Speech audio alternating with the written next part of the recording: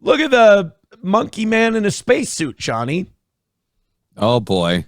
I hate to say, like, numero uno Josh Denny fan is right, and like these YouTube internet analyses of Joe Rogan are getting to me, or if it's maybe just watching him and noticing shit, we got to stop giving this monkey brain dipshit so much power. I don't mind him when he's a wacky podcast host just dicking around with his friends, but I think the worst thing that ever could have happened to Joe Rogan is he interviewed Trump. And he became some sort of like respected interviewer, just commentator, interviewer. Yeah. And then he's going to have Elon Musk on a bunch and a bunch of people who want to turn our world over to AI. And here's the thing. It's not malicious. Joe Rogan is perfect for the Illuminati. He's a big, dumb guy with a shitload of money and a huge audience. He thinks I'm just talking to interesting people. He doesn't understand that he's basically rolling out the red carpet for these guys to talk about their plan to enslave humanity. And to convince other people like Joe to go along with it. Right. And then he talks in a weird accent and has hundreds of billions of dollars. So Joe goes, wow, that's really deep. That's really amazing. Wow. Isn't that crazy when you think about it? Like, I was even listening to Joe's interview with Billy Bob Thornton. I love Billy Bob Thornton, so I wanted to watch it. And while I'm watching the Billy Bob Thornton thing, I'm like, I came to a realization. I was like, the Joe Rogan podcast with certain guests would be better if there were an empty microphone and Joe at the beginning just said over a loudspeaker, okay, go. And then you just let the guys talk. Because Billy Bob Thornton was talking about how he came up with Carl Childers, the Sling Blade character. Yeah. And like the evolution of it and how it came from him. His career in Hollywood wasn't going very well. And he stood in front of a mirror and just shit all over himself in that voice. And then that's where he got the character. That's how he built the monologue for the character. Then it became a one-man show. Then it became a movie and the whole thing. And like Rogan's asides, like Rogan's interjections are just like, wow. Or wow, so that's like making a movie. Or it's, I mean, it would be like a 5-year-old being told these stories. So that's one thing. What this clip is going to show, Joe Rogan had Tony Hinchcliffe's producer and Joe's former producer, Brian Redban, on his show, which tells me Joe was just out of guests that day but needed to do a podcast. Joe had Brian Redban on. And when you have Brian Redban on, who's he's a retarded guy. He's not a bad guy. He's not an evil man. But he's stupid. He's remarkably stupid. He's a borderline retarded guy. I can relate. You don't need to have deep, heavy political conversations when Brian Redban is on. As a matter of fact, let's just go ahead and skip that part. We don't need to have a conversation with Brian Redban about whether or not the country's going through a civil war. But here's Joe Rogan wanting to get. Now, when you have a guest on and you bring something up, that means you want your guest's opinion on it because it's important. You think your guest viewpoint is important. Yeah, I don't mean to start a debate here with my chat, with my audience. I don't think Brian Redban's opinion on whether or not we're heading toward a civil war is important. And also, another aside, what's with these right-wing guys and being obsessed with civil war? I mean, why don't these guys go to Gettysburg, sign up to do these reenactments, get it out of their fucking system? Joe and all his friends can wear gray like they want to.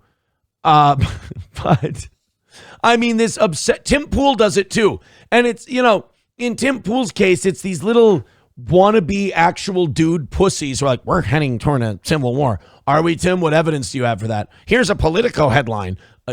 Tim, that article doesn't say anything about civil war. Well, it's facts that we're heading toward a civil war. It's like, Tim, you want to corner the market on being we're going to have a civil war guy, don't you? What? No, why would I do that? Tons of you, though. Tim, you want to grift on there's going to be a civil war thing, and that's going to be your angle, isn't it? But then Joe Rogan gets on this stuff, and it's like, Joe Rogan has a lot of thoughts that he broadcasts that could have been workshopped in an email. Right. And maybe don't need to be brought to tens of millions of people, many of them retarded as well, and might repeat it. But this is like that shirt or jacket. This is Joe Rogan. Like, nobody wearing an astronaut outfit should be discussing whether or not we're heading toward a civil war. Is this a Halloween episode? What's going on? I mean, maybe it was recorded on Halloween, but it was released this past week. This is Joe Rogan and Brian Redban talking about a civil war. Or another, ideologically or politically. And there's like this circular non-answer dance where you're never a real person. You're not saying, like, thank you, Mr. Senator, for that question. Like, you're not real. You're just trying to get through this session without revealing anything that's going to force you to be sued. This coming from the guy who interviews Peter Thiel and Elon Musk and doesn't press them at all on their ideas for AI and humanity melding, or how AI is going to take over, what's the role for humanity, or how Peter Thiel pretty much detests human beings. Yeah, Joe's the hold the feet to the fires guy. Yeah. Excuse me, I sneezed. And that's in charge of the narrative that we get on TV. And a respected narrative. PBS, very respected. BBC, very respected. Because of the past. And it's Joe, look at me, Joe. Do you want to be NPR and PBS? You do, don't you? You think you should be PBS and NPR now? Joe Dear thinks. Lord, no. Joe, you don't want to be NPR. One, you make more money than they do. Nobody who has Bert Kreischer on his show on a semi-regular basis should be taken seriously as a news organization. And that's a universal fact. Just got infected by zombies. They just made their way through that gates. And they took over the staff. Blue hair. Ladies and gentlemen, the sounds I want my most respected political commentators making.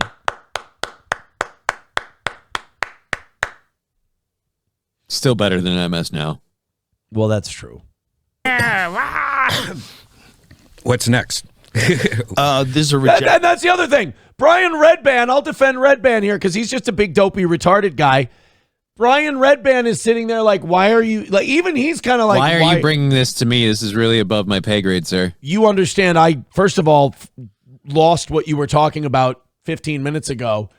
Second of all, were you expecting me to have a commentary on America's modern news media and its political bend? Because I play fart noises for Tony Hinchcliffe at a comedy show. I don't. Of that, but the scary part is what we usually do is we do something like that and then we overcorrect, right? And then we go like white nationalists, fucking, we're all Christian, get rid of the Muslims. You know what I mean? Like it gets scary when there's. I get that. It's like I knew a guy once, Johnny. He had a podcast. And his podcast was just about fucking around with his friends and talking shit to interesting people, admitting you're super dumb, you have no idea what you're talking about, but you're just bullshitting, right? Right. And then he had a couple of really famous political guys on, and then all of a sudden he started huffing his own farts and started believing that he was an actual political commentator and that his philosophy was something to be revered. And we'll never forgive you for that, Mark Maron. That's right, Mark. You know who you are. Great Hitler Theo Von Bit, by the way. Like hard. Talking about Sam Cedar, of course. Or ideological conflict because people push back. Oh, you want to know what a bitch is? I'll show you a fucking bitch, right? That's what happens. You gonna call me a bitch? Okay, motherfucker, it's on. And then. Dude, his takes are embarrassing. Like, I have been a big Joe Rogan fan, but I've been constantly bombarded with these videos and numero uno Josh Denny fan and all these videos kind of turning on that switch that he's a big ape retard and that it's actually kind of dangerous that his finger is so close to like political philosophy that I'm starting to buy in. And then I'm listening to his take here and I'm like, I'm watching a man say nothing. Yeah, dude, no, I've always been a big Joe Rogan fan, but I always thought he was a big dumb guy who doesn't like. I don't take his political takes very seriously. And that's why when he interviewed Elon Musk or Donald Trump, and I'm like, right, but who gives a shit? But everybody else did, so it didn't matter what that's the problem. He has a bunch of alpha brain retards that think this is high quality political banter. I got bad news for you. If Brian Redban's in the room, you're not watching anything of any intellectual sustenance. I assure you. That's what people are doing on the left and the right, and the ultimate expression of that is obviously Charlie Kirk. Let me ask you a question real quick, and then I swear I'm going to play more of this clip. Did he just pull a Patrick Bet David? I don't mean to interrupt you, because he did this whole like, and they're over there like, you bitch, and they're over here like, you bitch, and it just keeps going back and forth. And the ultimate expression of that is, of course, Charlie Kirk. Johnny, let me talk to you for a second. Let's say I have a bitch, all right? And then you have a bitch, right? We both have bitches. Okay. All right? And when we have our bitches start yelling at each other.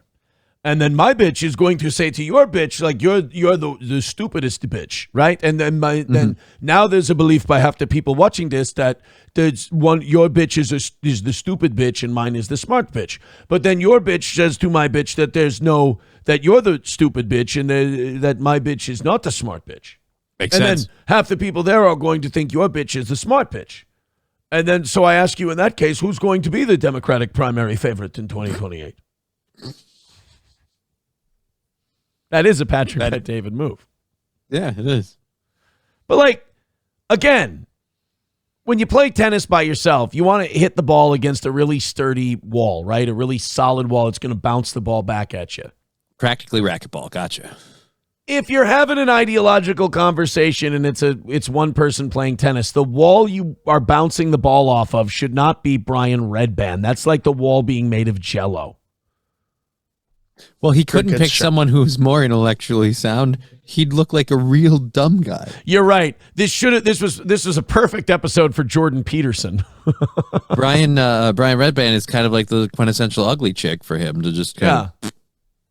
And people are celebrating, like, whoa. You want people to die that you disagree with? Like, where are we right now on the scale of 1 to Civil War? Where are we? Oh, here we go. 7? They love that Civil War. 5.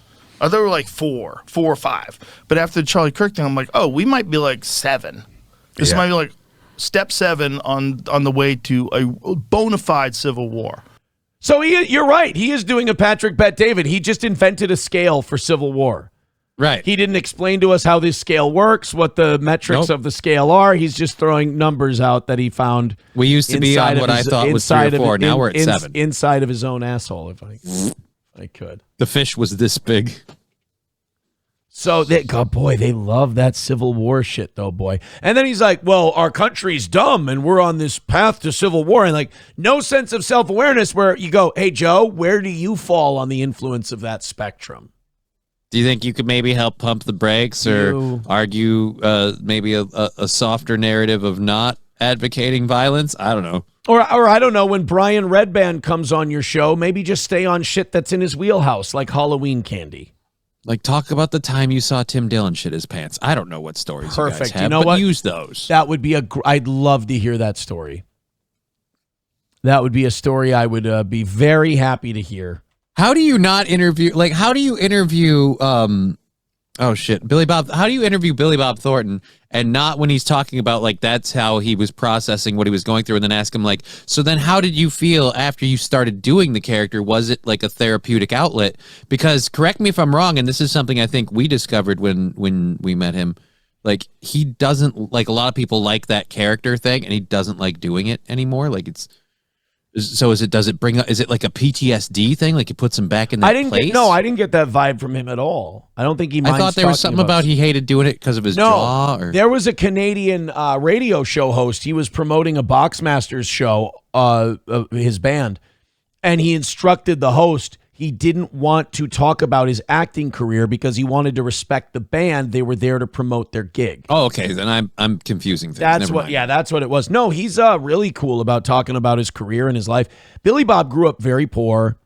He's very thankful for everything he's got, and so he doesn't mind talking about. He'll talk endlessly about his career because he's very proud of it, and it allowed him to have a better life, essentially. Veldrain gifting a membership. Thank you very much, buddy. He gave that one to Ep Didn't. Thank you very much. Joey Caravello with $2 says Joe Rogan allegedly had a threesome with Brian Callen and Bert Kreischer. He said allegedly. Hey, this is beautiful. Look at that. He said he did say you fucked your mom. He didn't put allegedly in that one. Completely untrue, but he is I mean, he's learning, and that's. But he's picking it up slowly. You know what? Baby steps. I'm not going to expect the mountain to move in a day. 170 away from today, thanks to that gifted membership. 35 memberships away from 400. If we get to 400 today, guys, we are going to be, we're going to go till 11 today if we hit that number, because that would be great. Bo Archer says, how long is the YouTube suspension? Well, we're not suspended on YouTube.